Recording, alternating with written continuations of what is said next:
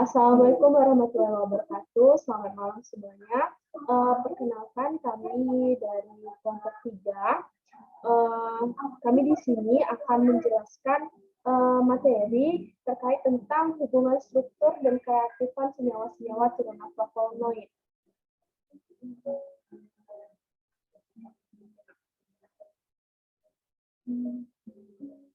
Next.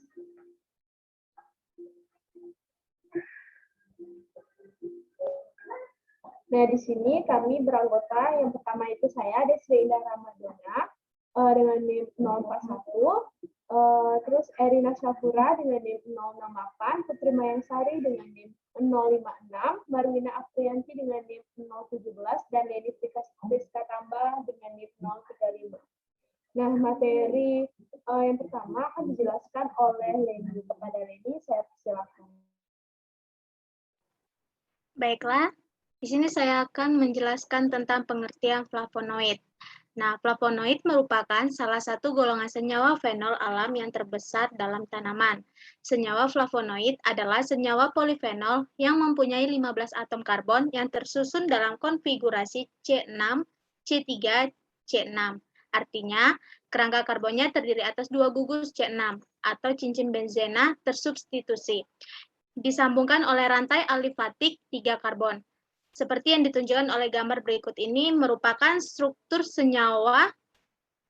dasar senyawa flavonoid.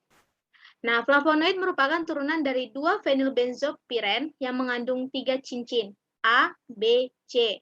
Struktur dari dasar ini merupakan 2 cincin benzena A dan B yang dihubungkan dengan cincin heterosiklik piran di tengah atau C. Flavonoid dengan struktur khas dapat berinteraksi dengan enzim sehingga menunjukkan polifarmakologi yang efektif karena adanya hubungan struktur dan aktivitas.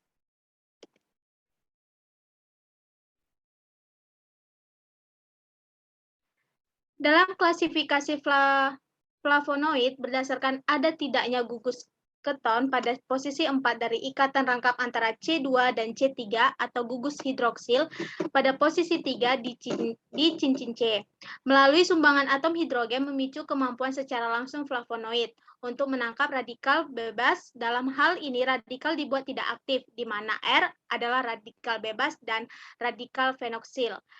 Flavonoid merupakan salah satu senyawa alami yang banyak ditemukan dalam tumbuh-tumbuhan dan makanan, yang menjanjikan untuk mengobati berbagai penyakit seperti kanker, antioksidan, bakteri patogen, radang, disfungsi kardiovaskular, dan mempunyai kemampuan antioksidannya dalam mencegah terjadinya luka akibat radikal bebas. Hal ini dikarenakan kemampuan dalam metilasi flavonoid yang dapat meningkatkan peran flavonoid dalam bidang obat-obatan. Metilasi dari flavonoid melalui kelompok hidroksil bebas atau atom C yang dapat meningkatkan stabilitas metaboliknya dan meningkatkan transportasi membran yang terjadi dalam tubuh. Kemampuan bioaktivitas beberapa golongan senyawa flavonoid terutama adalah dalam hal antioksidan, di mana aktivitas antioksidan in vitro flavonoid bergantung pada penataan gugus fungsi pada struktur intinya. Konfigurasi dalam jumlah total gugus hidroksil secara substansial mempengaruhi mekanisme aktivitas antioksidan. Selanjutnya, struktur kimia dan klasifikasi flavonoid. Seperti yang diketahui bahwa flavonoid merupakan turunan dari asam asetat. Hal ini ditunjukkan dari flavonoid itu sendiri, di mana flavonoid merupakan kelompok dengan berat molekul rendah berbasis inti 2-fenilkromon yang merupakan biosintesis. Secara tradisional, flavonoid diklasifikasikan dengan tingkat oksidasi, anularitas cincin C, dan sumbangan posisi cincin B. Berikut keberagaman struktur flavonoid.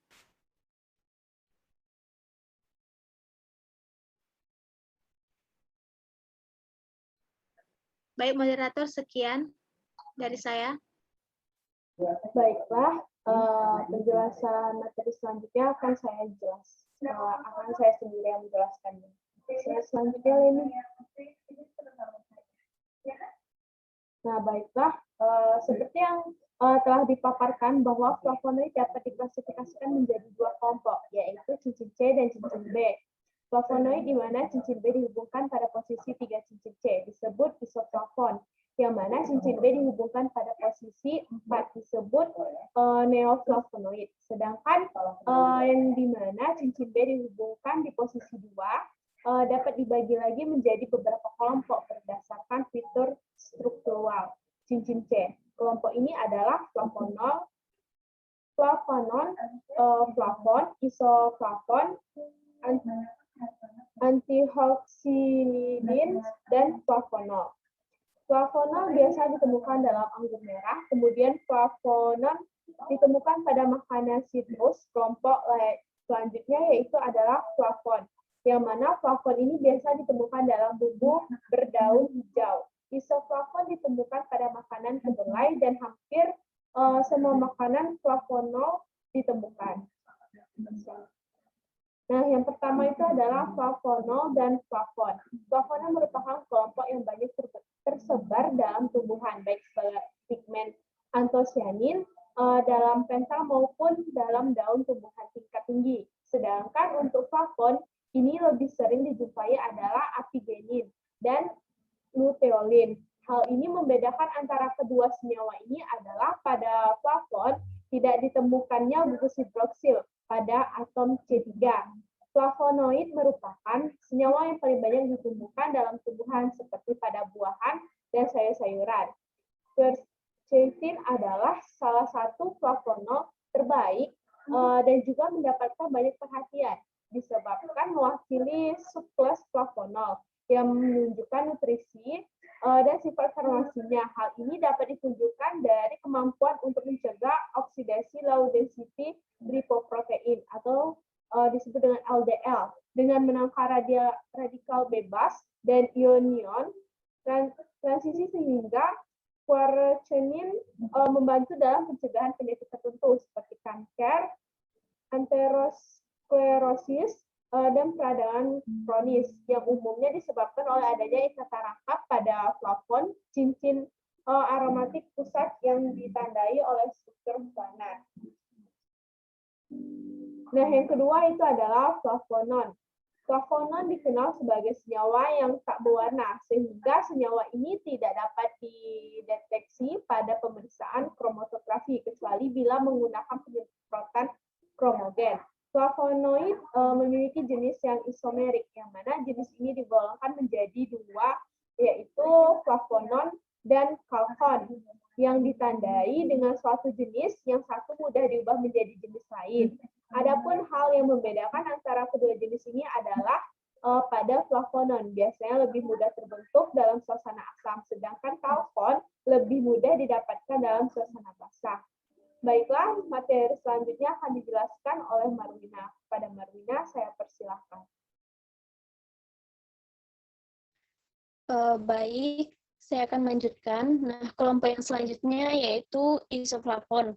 Nah, di mana isoflavon ini merupakan kelompok senyawa flavonoid yang mempunyai sifat yang sangat khas sehingga dapat terjadi secara signifikan pada tumbuhan seperti kedelai dan tanaman golongan lainnya.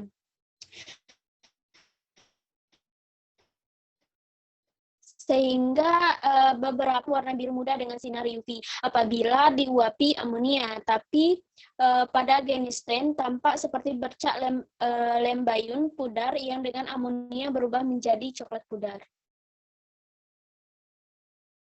Flavonoid mampu menangkap radikal bebas secara langsung melalui sumbangan atom hidrogen.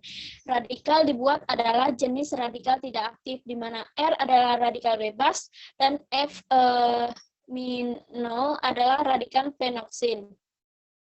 Aktivitas antioksidan in vitro flavonoid bergantung pada penataan gugus fungsi pada struktur intinya.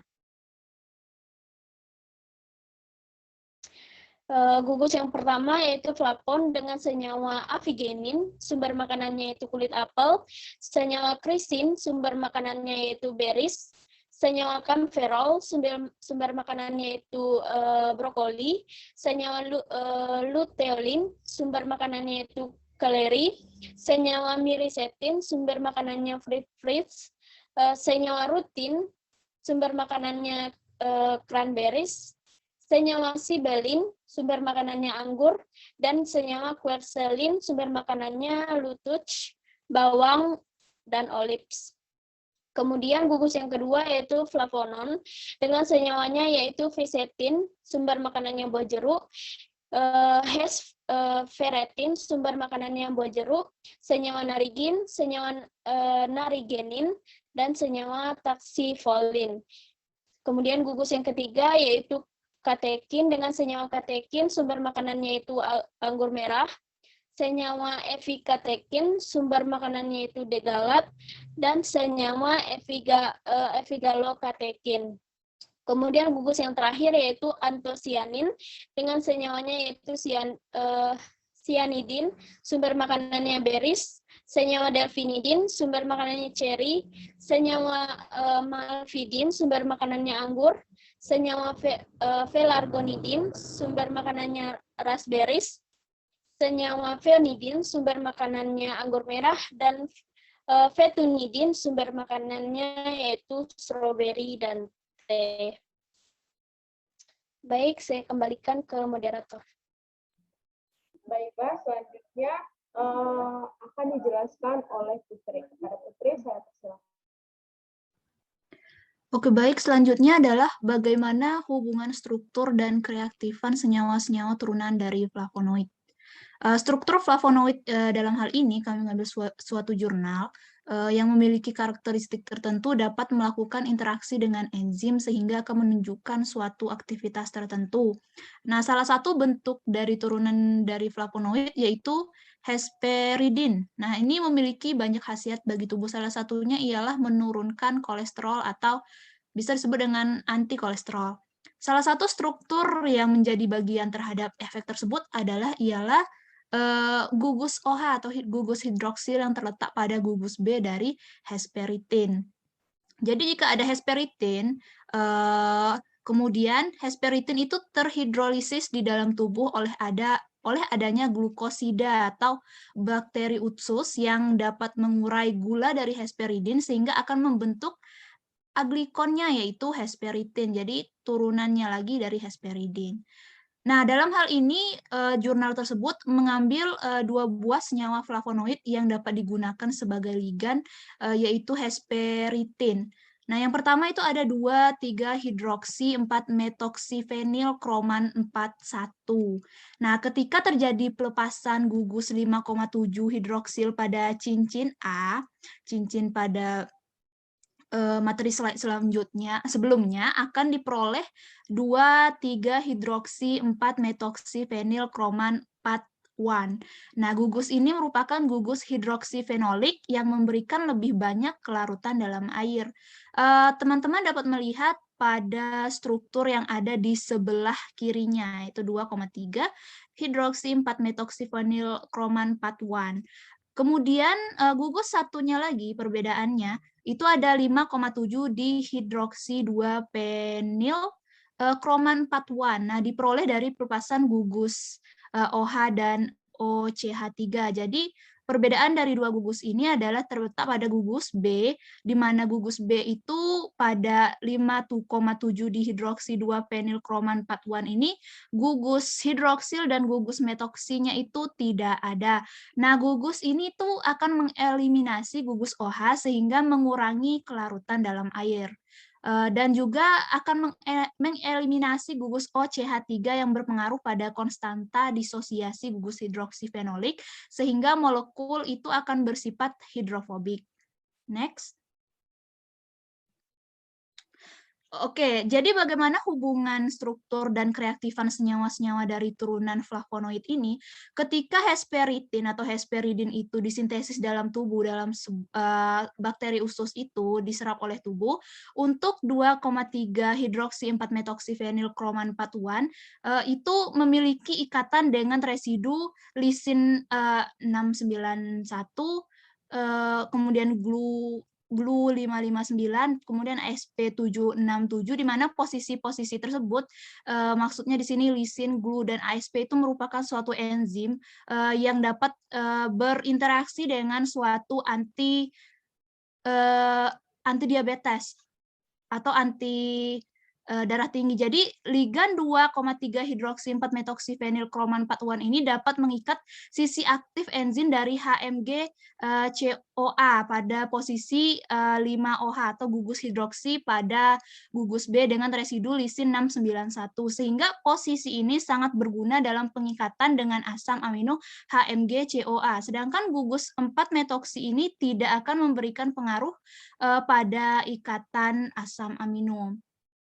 Sedangkan kita lihat pada ligan 5,7 hidroksi 2 penilkroman 4-1 ini juga dapat mengikat sisi aktif HMG CoA pada residu yang berbeda, namun dia tidak seefektif dengan 2,3 hidroksi 4 metoksifenilkroman 4-1 karena tidak adanya gugus hidroksi dan gugus metoksi, sehingga rentangnya itu hanya daerah dengan katalitik.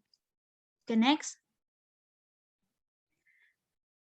Kemudian dapat kita simpulkan, jadi dari ligan 2,3 hidroksi 4 metoksifenilkroman 4-1 ini dapat memberi pengaruh pada muatan dalam sistem pada posisi 5 hidroksi. Namun posisi dari 5,7 dihidroksi pada ligan 5,7 dihidroksi 2 fenilkroman 4-1 ini tidak terdapat pengaruh sebagai anti kolesterol.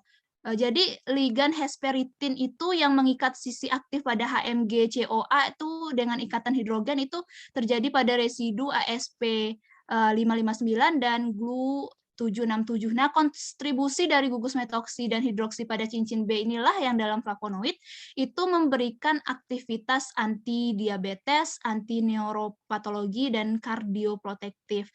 Jadi disimpulkan gugus hidroksi pada cincin B pada 2,3 hidroksi 4 metoksifenolkroman 4-1 itulah yang merupakan memiliki berbagai efek menguntungkan dari flavonoid, sehingga diperlukan bagaimana cara kita memodifikasi struktur dari turunan dari hesperidin yaitu hesperitin yang dilepas dari gugus OH dan OCH3. Jadi dalam hal ini bagaimana kita memproteksi gugus OH tersebut sehingga dia dapat memberikan efek yaitu sebagai anti diabetes, anti neuropatologi, dan kardioprotektif pada cincin B untuk meningkatkan afinitas dan sifat fisikokimianya.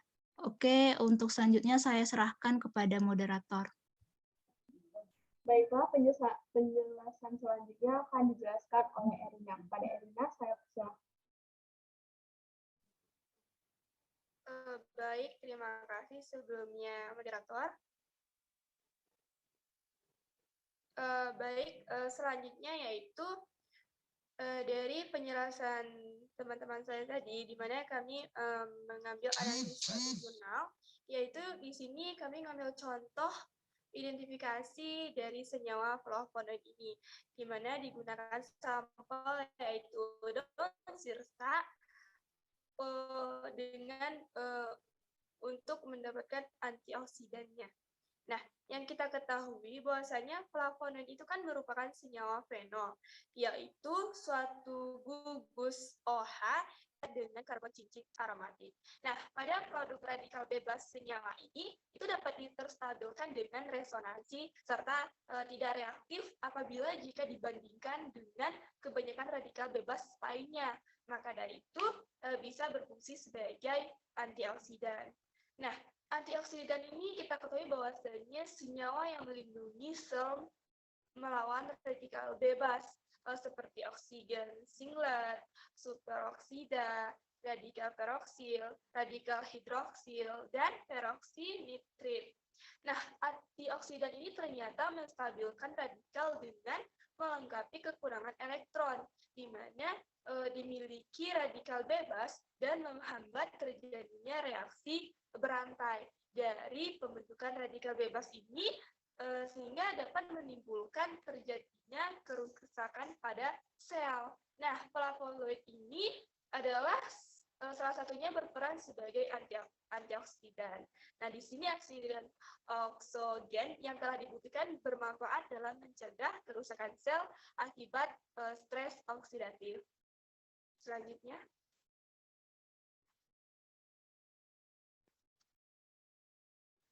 Nah, dari metode ekstrak ekstraksi yang digunakan sampel yaitu daun sirih start ini digunakan metode yang berdasarkan jurnalnya itu metode maserasi, yang mana ekstraksi dengan maserasi ini merupakan suatu proses dilakukannya perendaman pada sinusia. Dari jurnal ini, penelitian ternyata melakukan penyirikan terhadap zat aktif yang dipakai dengan cara merendam serbuk sinusia dengan cairan penyaring yang sesuai dalam waktu 3 hari pada temperatur kamar, di mana terlindungi dari cahaya. Nah, cairan penyaring ini akan masuk ke dalam sel melewati dinding selnya. Nah, isi sel itu akan mengalami kelarutan karena adanya perbedaan konsentrasi antara larutan di dalam sel dengan larutan yang di luar sel. Nah, selama proses maserasi ini dan penggantian cairan penyaring setiap harinya. Nah, sehingga dalam hal ini endapan yang diperoleh tersebut akan dipisahkan sehingga mendapatkanlah suatu fitrat yang dipekatkan. Nah, setelah diteliti oleh peneliti bahwa ekstrak daun sirih start ini ternyata mengandung suatu zat antioksidan di mana dapat berperan sebagai atau dapat membantu mencegah terjadinya stres oksidatif di dalam tubuh akibat ketidakseimbangan antara radikal bebas dengan antioksidan.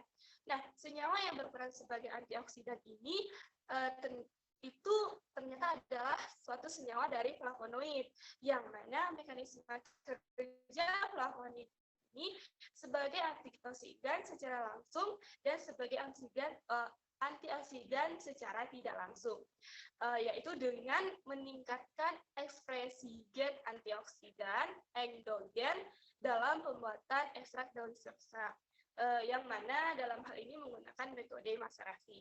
Nah, pemberian ekstrak daun sirih start sebagai antioksidan ini ternyata berpengaruh pada penurunan kadar MDI, yang mana malondialdehyde, yang merupakan biomarker biologis peroksida lipid untuk menilai tingkatan stres oksidatif. Nah, maka diperlukan penelitian mengenai efektivitas antioksidan pada daun sirih start ini yang lebih mudah dalam mengaplikasikannya dalam bentuk infusa. Sekian, saya kembalikan ke moderator. Baiklah, itulah penjelasan dari kami mengenai turunan flavonoid. Nah, selanjutnya di sini setiap anggota memiliki permasalahan.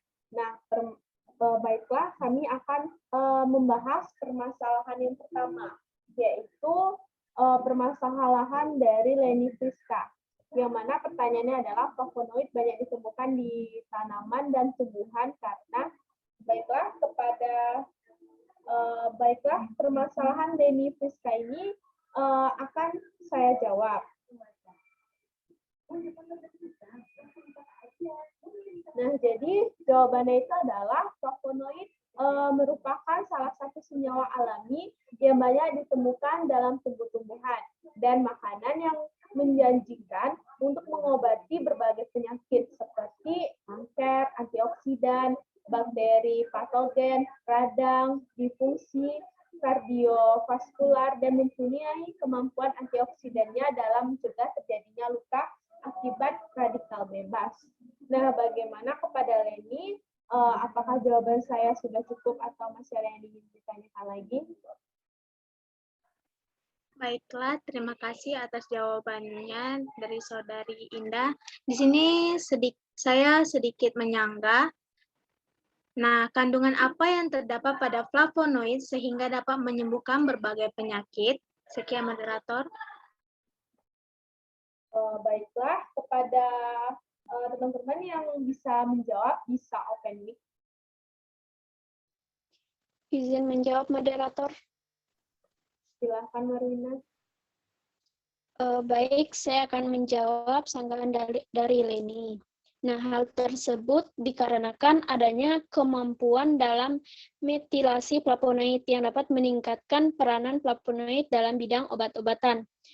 Metilasi dan flavonoid melalui kelompok hidroksil bebasnya atau atom C yang dapat meningkatkan stabilitas metaboliknya dan dapat meningkatkan transportasi membran yang terjadi dalam tubuh sehingga kemampuan bioaktivitasnya beberapa golongan senyawa flavonoid ini terutama dalam hal antioksidan di mana aktivitas antioksidan in vitro flavonoid bergantung pada penataan gugus fungsi pada struktur intinya sehingga konfigurasi dan jumlah total gugus hidroksil secara substansial akan mempengaruhi mekanisme aktivitas antioksidannya. Terima kasih. Baiklah, bagaimana Leni? Apakah jawabannya sudah cukup? Baiklah, terima kasih atas jawaban dari Saudari Indah dan Marwina. Di sini saya sudah merasa cukup jelas. Terima kasih. Baiklah, selanjutnya kita akan membahas permasalahan yang nomor 2, yaitu permasalahan dari saya sendiri. Yang mana permasalahannya adalah selain di tumbuhan, apakah senyawa flavonoid dapat ditemukan di hewan? Nah, kepada teman-teman yang bisa menjawab, saya persilakan untuk open mic. Izin menjawab, moderator? Ya, silakan Putri. Oh, baik, saya akan menjawab pertanyaan dari Indah. Nah, apakah selain di tumbuhan, apakah senyawa flavonoid ini dapat ditemukan di hewan? Nah, flavonoid ini merupakan salah satu senyawa alami yang banyak ditemukan dalam tumbuh-tumbuhan dan makanan yang menjanjikan untuk mengobati berbagai penyakit seperti kanker, antioksidan, bakteri patogen, kemudian radang, disfungsi kardiovaskular, dan mempunyai kemampuan antioksidannya dalam mencegah terjadinya luka akibat radikal bebas. Hal ini dikarenakan kemampuan dalam metilasi flavonoid yang dapat meningkatkan peranan flavonoid dalam bidang obat-obatan. Nah, metilasi dari flavonoid ini melalui kelompok hidroksil bebasnya atau atom C yang dapat meningkatkan stabilitas metaboliknya dan meningkatkan transportasi dari membran yang terjadi dalam tubuh. Nah, kemampuan bioaktivitas beberapa golongan senyawa flavonoid terutama dalam hal antioksidan, di mana aktivitas antioksidan in vitro flavonoid itu bergantung pada penataan gugus fungsi pada struktur intinya. Nah, konfigurasi dan jumlah total gugus hidroksil secara substansial itu akan mempengaruhi mekanisme antioksidan, mekanisme aktivitas dari antioksidan. Jadi, senyawa flavonoid ini hanya terdapat pada tumbuhan.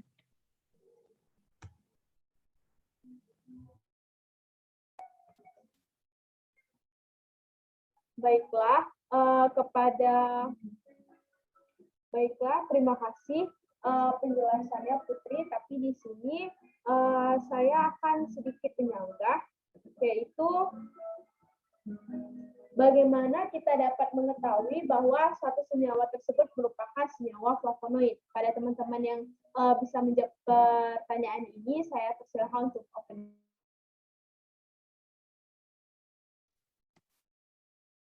Izin menjawab, moderator. Silakan, Erina. Baik, saya akan mencoba menjawab sanggahan dari Saudari Indah, di mana tadi sanggahnya itu bagaimana kita dapat mengetahui bahwasanya suatu senyawa yang kita teliti itu merupakan senyawa flavonoid. Nah, di sini kita dapat mengetahui bahwasanya senyawa yang kita teliti itu apakah termasuk flavonoid atau tidak itu dari kita dapat melakukan ini, di mana dapat dilakukan menggunakan spektrofotometer ultraviolet cahaya tampak. Nah, mula-mula isolat murni yang mengandung senyawa flavonoid ini dilarutkan dalam metanol PA.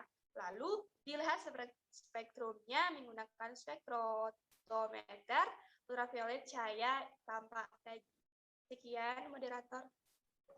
Baiklah, terima kasih kepada Putri dan Erina yang telah menjawab permasalahan saya, dan saya rasa sudah cukup. Nah, baiklah kita akan membahas permasalahan yang ketiga, yaitu permasalahan dari Marwina. Kepada teman-teman yang bisa menjawab permasalahan Erina, saya silakan untuk Izin menjawab kembali, moderator. silakan Erina. Baik, saya akan mencoba menjawab pertanyaan dari Marwina, di mana pertanyaannya itu apa saja yang terdapat di dalam senyawa flavonoid ini, sehingga senyawa ini memiliki banyak sekali kegunaannya. Nah, untuk itu, perlu diketahui bahwasanya senyawa flavonoid ini merupakan suatu kelompok senyawa bioaktif yang banyak sekali ditemukan pada bahan makanan yang kita makan yang berasal dari tumbuhan ini. Nah, flavonoid ini serupa dengan antioksidan, yang mana flavonoid ini bisa berperan sebagai antioksidan yang memiliki beragam manfaat serta kegunaan untuk kesehatan tubuh, terutama pada tubuh manusia. Sekian, moderator. Baiklah, bagaimana kepada Marwina? Apakah jawabannya sudah cukup? Baik, terima kasih Erina atas jawabannya. Namun di sini saya akan sedikit menyanggah. Lalu, apakah senyawa ini juga mempunyai sisi negatif di balik banyaknya sisi positif yang dimiliki? Terima kasih. Baiklah, kepada teman-teman yang bisa menjawab sanggahan dari Marwina, saya persilakan untuk open. Baiklah, di sini saya akan menjawab sanggahan dari Saudari Marwina. Selain memberikan manfaat, ternyata senyawa flavonoid juga memiliki resiko seperti kandungan senyawa flavonoid rupanya dapat berinteraksi dengan beberapa jenis obat yang diresepkan oleh dokter. Hal ini bisa berbahaya bagi kesehatan Anda. Yang kedua, jangan hanya mengkonsumsi suplemen yang mengandung flavonoid saja, tanpa mengonsumsi sayuran dan buah-buahan yang mengandung nutrisi lainnya yang baik untuk tubuh Anda, seperti vitamin, mineral, dan juga serat. Kemudian, suplemen yang mengandung flavonoid mungkin memiliki dosis kandungan flavonoid yang lebih tinggi dibandingkan flavonoid yang terkandung di dalam sayuran dan buah-buahan. Ada baiknya Anda memperoleh flavonoid dengan memakan buah dan sayuran secara langsung. Yang terakhir, konsumsi suplemen flavonoid yang berlebihan rupanya tidak dianjurkan. Flavonoid dalam dosis tinggi yang masuk ke dalam tubuh Anda justru berbahaya, dan dampak buruknya lebih cenderung terjadi dibandingkan manfaatnya. Senyawa flavonoid juga dapat menembus plasenta sehingga zat ini berpotensi memberi dampak pada janin. Sekian, moderator. Baiklah, bagaimana Marwina? Baik, terima kasih kepada Leni dan Erina yang telah menjawab permasalahan dari saya. Saya rasa sudah cukup jelas. Terima kasih.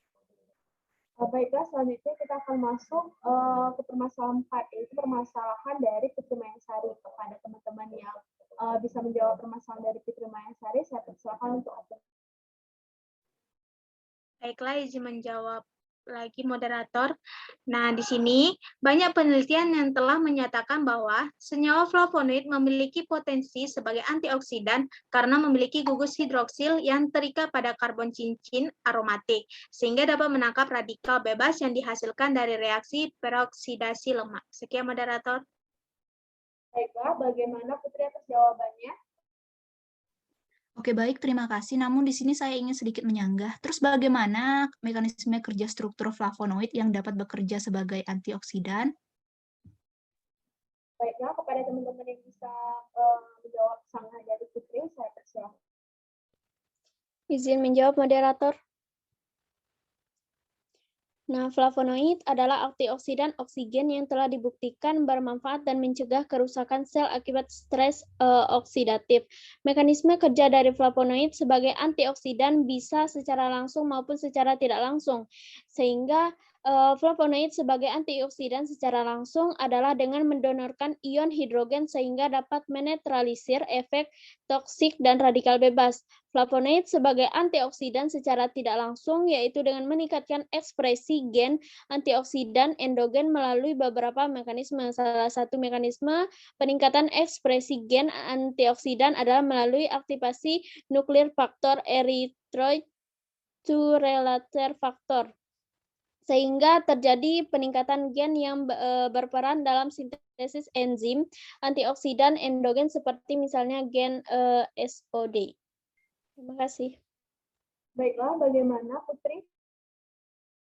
Terima kasih Marwina dan Leni, jawabannya jelas sekali. Baiklah, selanjutnya kita akan memasuki permasalahan dari Erina. Nah, kepada teman-teman yang bisa menjawab permasalahan Erina, saya persilakan.